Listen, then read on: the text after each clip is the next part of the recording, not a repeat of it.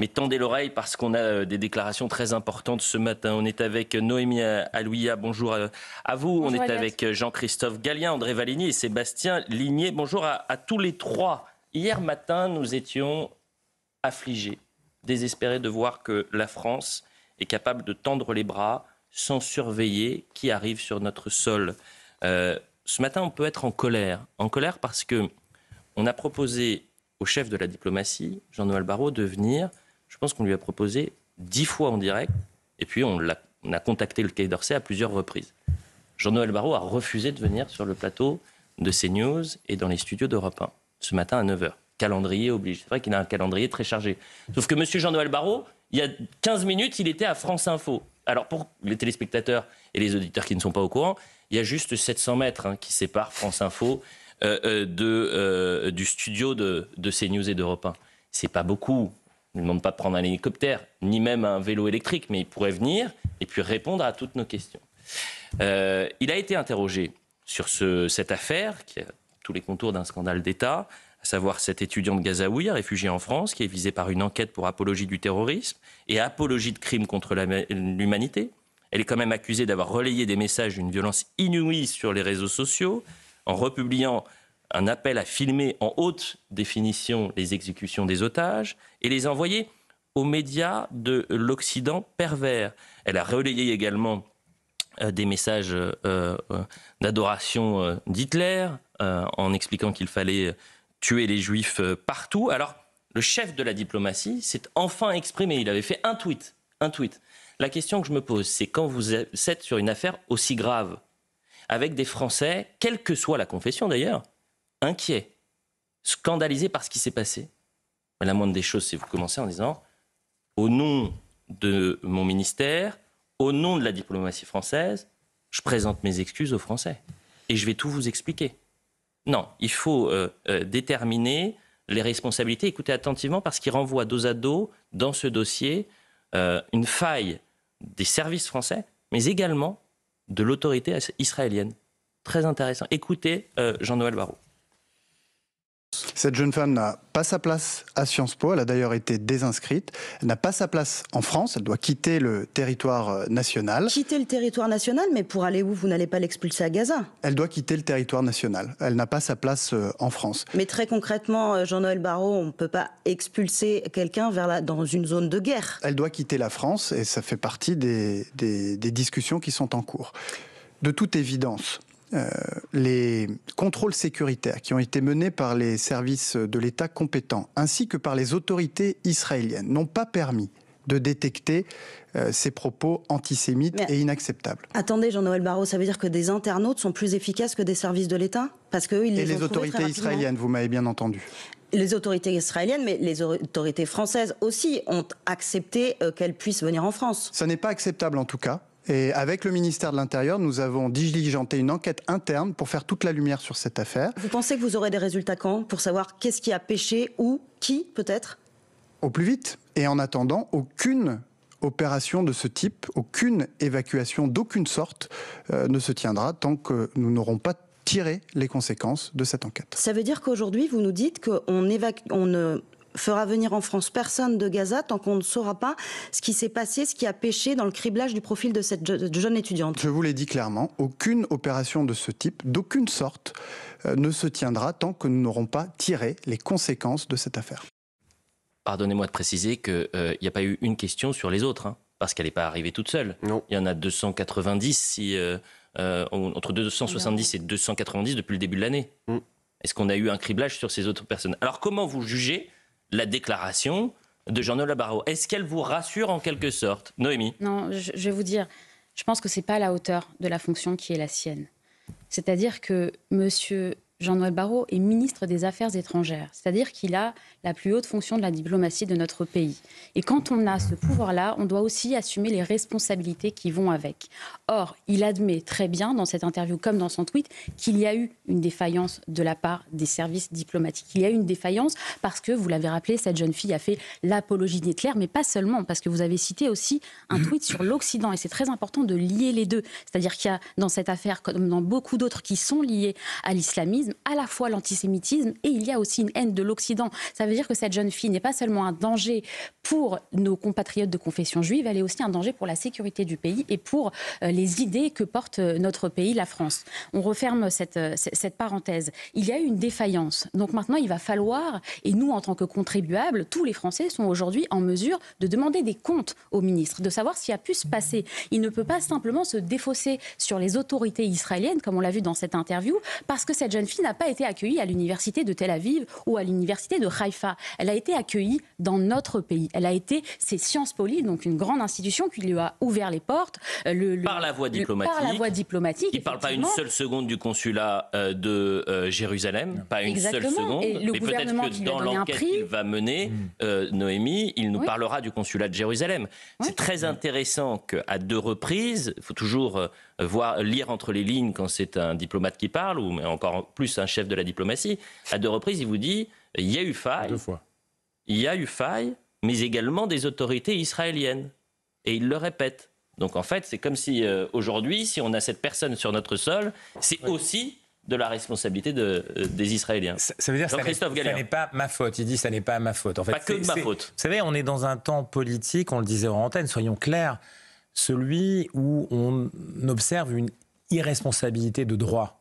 Vous parliez de la Cour de justice de l'Union européenne tout à l'heure. Là, aujourd'hui, on est dans une pratique politique et de gouvernance, parce que c'est pire encore, qui est celle qui consacre une irresponsabilité. Et c'est pas simplement, je dirais même, l'aspect politique, c'est aussi, si vous le regardez, dans la haute fonction publique, on pourrait aller plus loin, vous parliez d'un scandale d'État. Pour moi, le vrai scandale d'État, il est sur les comptes publics, si vous voulez, aujourd'hui, et le mensonge d'État qui a eu lieu pendant des années autour de ce sujet-là. Mais là, c'est très concret, l'irresponsabilité totale. Il peut y avoir plusieurs affaires d'État. Non, exactement, mais oui, c'est des choses qui s'accumulent. En même temps. S'accumulent, mais enfin, dans la gradation, c'est un peu plus important, si vous voulez. Pour moi, c'est un peu plus important. Mais on met en danger la vie. On met en danger la vie de Français. Pardonnez-moi, dans ces conditions. On pourrait discuter longtemps. Dans l'occurrence, là, il y a une irresponsabilité totale.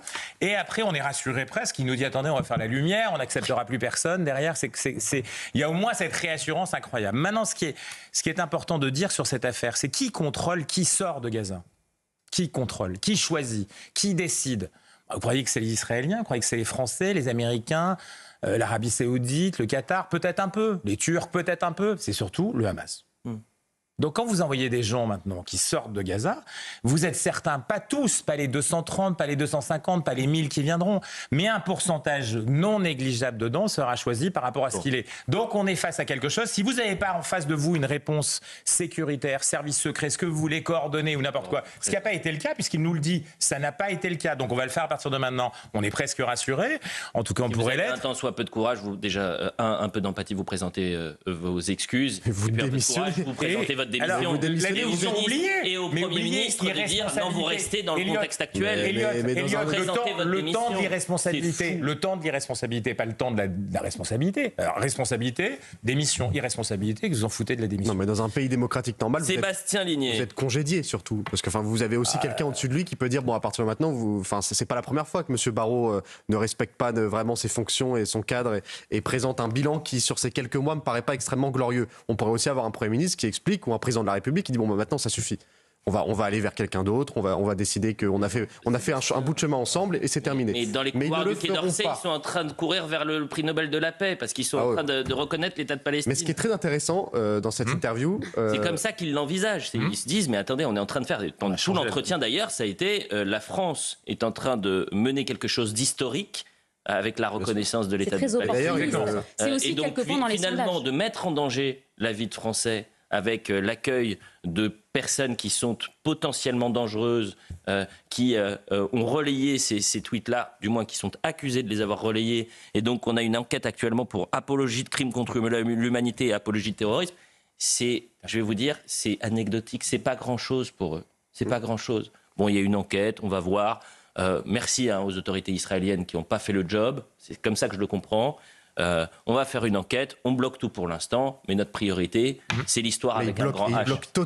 Il bloque totalement la question, il esquive totalement la question sur l'expulsion de cette jeune dame, parce qu'il n'en parle pas, il fait oui, c'est ça, mais comment on va faire pour l'expulser? C'est impossible. Le droit d'asile aujourd'hui, il est tellement sanctifié. Déjà, on n'arrive même pas à renvoyer un OQTF algérien qui a quasiment aucun passe-droit, ou un Tunisien ou un Marocain. Vous pensez vraiment qu'on va réussir à renvoyer chez lui un réfugié politique qui vient d'être sanctifié par une décision de justice qui considère que tous les Gazaouis peuvent être des réfugiés politiques, et vous croyez vraiment qu'on va réussir à les renvoyer avec la myriade d'associations qui vont aider cette jeune femme à retarder les procédures, à faire rejuger une OQTF? Elles attendent. Je pense qu'elles sont dans les starting blocks. Vous savez, elles n'attendent. Je pense qu'il y a des associations qui attendent qu'une chose, parce qu'elles imaginent peut-être que c'est pas le compte de la personne qui est accusée, le compte Twitter. Il suffit de ça. Et là, je peux vous dire que vous avez une armada qui arrive en disant c'est un scandale. Ce qui s'est passé, elle a été attaquée par tous les ministres, etc. D'accord ? Mais c'est une réfugiée politique, elle ne partira jamais. Et il faut souligner aussi le silence. Pardonnez-moi, André Vallini. Moi, j'ose espérer qu'il existe encore une gauche républicaine. Vous avez vu un message d'Olivier Faure, qui est le patron du Parti socialiste, un message sur cette histoire. Donc c'est quand même fou. Et avant l'antenne, on parlait de responsabilité politique. Ce terme de responsable n'existe plus en politique aujourd'hui. C'est incroyable. Oui, c'est vrai qu'on est passé d'une période, notamment à l'époque d'Édouard Balladur, où l'on démissionnait à peine était-on mis en examen, à une période où aujourd'hui on peut être mis en examen jusque-là, être renvoyé devant les tribunaux, ne pas démissionner. De la même façon que sous le général de Gaulle et jusqu'à François Mitterrand avec l'affaire Greenpeace, les responsables politico-administratifs étaient démissionnés en cas de faute grave. Là, personne ne semble vouloir démissionner. Alors, je ne sais pas si c'est au ministre de démissionner. Il y a une chose qui m'interroge, c'est que j'ai lu plusieurs fois que dans cette affaire, le cabinet de Jean-Noël Barrot a été informé, tenu au courant et même intervenu dans l'arrivée en France de cette admiratrice d'Adolf Hitler. Donc ça, c'est le premier point à savoir, parce que si c'est le cabinet, a fortiori le directeur de cabinet qui est en cause, ça peut monter jusqu'au ministre, parce que le cabinet, c'est le ministre. Et certain, c'est qu'elle n'est pas passée par la voie normale, disons, des réfugiés, elle est passée par la voie diplomatique. Alors la deuxième chose, justement, est-ce que le consulat général a bien fait son travail ? Je ne pense pas. Je pense que le consulat général a laissé passer cette fille. Est-ce que les contrôles ont été faits ? Il faut croire que non. Ou alors, si des contrôles ont été faits, c'est encore pire. Ça veut dire qu'ils ont laissé passer une néo-nazie et la faire arriver en France. Je pense que à minima, le consul général doit se poser la question de sa démission. Et Jean-Noël Barrot doit poser la question de la démission du consul général. Ça viendra peut-être après l'enquête, et j'espère que l'enquête sera rendue publique. On entendra dans un instant Georges Fenech qui disait « mais il faut absolument que la Commission des affaires étrangères à l'Assemblée nationale se saisisse du dossier et puisse interroger très rapidement, même si on est en période estivale, le ministre des Affaires étrangères. » Je vous propose d'écouter Julien Audoul, le porte-parole du Rassemblement national, qui ce matin disait c'est l'idéologie qui aujourd'hui vient balayer finalement les faits et l'obligation de sécurité, l'idéologie palestinienne. On sent que l'idéologie pro-palestinienne a pris le pas sur la vérification, la sécurité des Français, tout simplement. On a une ressortissante palestinienne qui est une adoratrice d'Hitler, qui est une antisémite notoire, qui appelle à l'extermination des Juifs. Il suffisait de 2 minutes de consultation sur les réseaux sociaux pour s'apercevoir de ce pédigré nauséabond. Et pourtant, la France a accueilli cet individu. La France accueille, malheureusement, certainement d'autres Palestiniens radicalisés. Et tout ça pose de sérieux problèmes de crédibilité, à la fois de nos services de renseignement, à la fois du ministère des Affaires étrangères, et puis d'officines comme le service public de l'audiovisuel, France 24 ou Sciences Po Lille. Ça pose de sérieuses questions. Pourquoi Julien Audoul parle de France 24, et on le verra dans un instant, parce qu'il y a un autre réfugié qui a été accueilli en France, qui est accusé d'antisémitisme, de propos antisémites, et qui travaillerait avec France 24. France 24, c'est silence radio depuis 24 heures. Là aussi, on tente de les solliciter. Aucune réponse. Je vous propose d'écouter François Bayrou hier, quand je vous disais que c'est une affaire qui a les contours d'un scandale d'État. Hier, le Premier ministre a réagi et on sent qu'il est embarrassé. Écoutez, parce qu'il y a deux passages, en quelque sorte. Il y a deux angles dans sa déclaration. D'abord, il va parler de la vigilance sur les profils des personnes qui sont admises en France. Et là, il vit en fait sur une autre planète. Et ensuite, il va parler des sanctions. La vigilance sur le profil des personnes admises en France, elle est de tous les instants. Est-ce qu'elle peut être améliorée? Sûrement. Est-ce qu'il peut y avoir sanction lorsqu'il y a des manquements? À coup sûr. Et il doit y avoir sanction lorsqu'il y a des manquements. Mais il n'y a pas de négligence. Il peut y en avoir parce qu'on n'arrive jamais à faire aussi bien que ce qu'on voudrait. Mais la vigilance existe et elle est nécessaire. Donc, première phrase, la vigilance sur le profil des personnes admises en France, elle est de tous les instants. Il vit dans un monde parallèle, Sébastien Ligné, François Honnêtement, Bayrou. j'ai pas envie de les dédouaner, mais en fait, vous ne pouvez pas. À partir du moment où vous avez autorisé le fait que tous les Gazaouis pouvaient devenir des réfugiés politiques, on parle de centaines de milliers de personnes.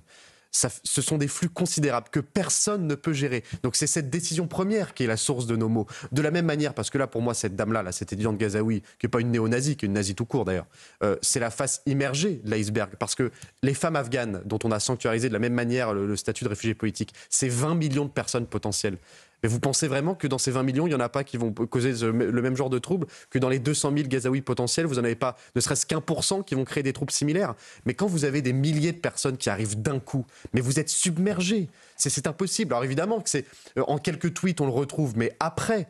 Mais c'est cette décision première qui est la source. Jamais de la vie on aurait dû autoriser les Gazaouis de devenir des réfugiés politiques sans distinction, alors que 70% des Gazaouis soutiennent le Hamas, alors qu'ils ont voté pour le Hamas il y a maintenant 15 ans. Alors vous avez quand vous dites ça, c'est parce que vous vous appuyez, et je le dis aux téléspectateurs et j'essaie de clarifier les choses pour les auditeurs également, c'est parce que la Cour nationale du droit d'asile a ouvert une brèche par une décision rendue le 11 juillet 2025, le statut de réfugié, estimant qu'il craignait avec raison d'être personnellement persécuté. Et c'était pour la première fois, en fait, l'octroi du statut de réfugié pour les Palestiniens de Gaza. J'ai mis l'article de la CIMAD, puisque la CIMAD, qui est une association immigrationniste, qui s'était mobilisée pour cette mère de famille et son enfant qui était en Égypte. Et ils ont obtenu pour la première fois effectivement ce statut. Donc ça pourrait créer une jurisprudence. Mais pardonnez-moi, là, on est sur un autre... C'est un énième exemple. Oui, mais là, on est sur un autre cas. C'est-à-dire que vous avez une jeune femme qui a obtenu le statut de réfugié par la voie diplomatique. Donc en fait, on pouvait contrôler. Quand vous en avez 200 000, effectivement, c'est incontrôlable. Mais quand vous en avez 272 ou 290, prendre 5 minutes pour s'assurer qu'on n'est pas face à quelqu'un qui sera quelques heures plus tard accusés d'apologie du terrorisme ou de crimes contre l'humanité, c'est là la faute. Ils ne veulent pas les contrôler. C'est ça, quand le Premier ministre parle de vigilance de tous les instants, on se dit qu'il y a quand même un petit instant à un moment donné où cette vigilance n'a pas vraiment eu lieu, parce qu'effectivement c'était rapide. Les internautes qui ont retrouvé ces tweets l'ont fait en quelques minutes. Ils ont retrouvé ces tweets qui disent beaucoup de cette jeune fille et effectivement de l'idéologie. La vigilance sur le profil des personnes admises en France, elle est de tous les instants. Et là, vous comprenez pourquoi aujourd'hui il y a une défiance historique contre François Bayrou, parce qu'il ne voit pas le réel. Vous regardez les images, écoutez-le, il est lui-même très fatigué, on sent très quelqu'un qui est à bout, et qui n'a du mal à nous convaincre, parce que déjà il a du mal à nous convaincre sur tous les sujets, ou presque, tous les sujets, ou presque. Il a du mal à se convaincre celui-ci lui-même, on sent bien que c'est compliqué, que l'été arrive, mais qu'en même temps il ne peut pas partir. Oui, c'est un moment difficile, et qu'en même temps, tous les calculs et toute l'énergie politique de François Bayrou, elle n'est pas là-dessus, elle est sur le fait de pouvoir continuer, de durer au-delà de la procédure budgétaire. Donc on n'est pas sur cet enjeu-là très précis du contrôle des arrivées. Est-ce qu'on sanctuarise, est-ce qu'on sanctuarise pas, est-ce qu'on fait attention ou pas, est-ce que M. Barrot doit être démissionné? C'est pas le sujet. Le sujet de François Bayrou aujourd'hui, c'est de durer au-delà du temps budgétaire et donc d'arriver au mois de janvier prochain, 2026, et de préparer quelque part le temps municipal. C'est tout. Donc c'est exactement ça. Cette énergie, elle est donnée sur le terrain politique et pas sur ce que vous estimez tous, c'est-à-dire en fait notre quotidien à nous, notre envie à nous de contrôler ou pas ce qui se passe au sommet de l'État. Noémie Alluya. Non, je pense que c'est pas une affaire anecdotique. C'est vrai que il me semble que, comme vous le dites, c'est une affaire d'État, c'est une affaire extrêmement symptomatique. Vous le disiez, Sébastien, c'est-à-dire que là, ce dont il est question, c'est pas simplement d'une jeune femme gazaoui qui a été accueillie en France. C'est la question de l'importation de l'antisémitisme et de l'importation d'une population qui potentiellement pourrait être hostile à notre pays, à notre sécurité, alors même que nous avons des problèmes déjà à gérer à l'intérieur de nos frontières. C'est ça qui est en train de se jouer à travers cette affaire. Donc c'est une affaire d'État, c'est pas une affaire d'été. selon votre édito d'hier. En tout cas, c'est pas une affaire anecdotique. Elle devrait être prise au sérieux par les autorités. Mais s'ils ne le font pas, c'est pas parce qu'ils ne la considèrent pas. Je pense que c'est plutôt parce qu'elle est compliquée pour eux à gérer. Alors là, je ne vais pas me faire l'avocat de Jean-Noël Barrot, mais pour le coup, il y a une enquête qui est mise. Ils ont bloqué toutes les arrivées pour l'instant des réfugiés en s'assurant qu'il n'y ait pas, déjà qu'on en a suffisamment, je vais reprendre la formule du ministre de la Justice, il y a suffisamment d'antisémites en France pour qu'on en rajoute. Donc pour l'instant, tout est bloqué. Et c'est allé très rapidement. Une fois les signalements faits... Ça arrive toujours après le crime.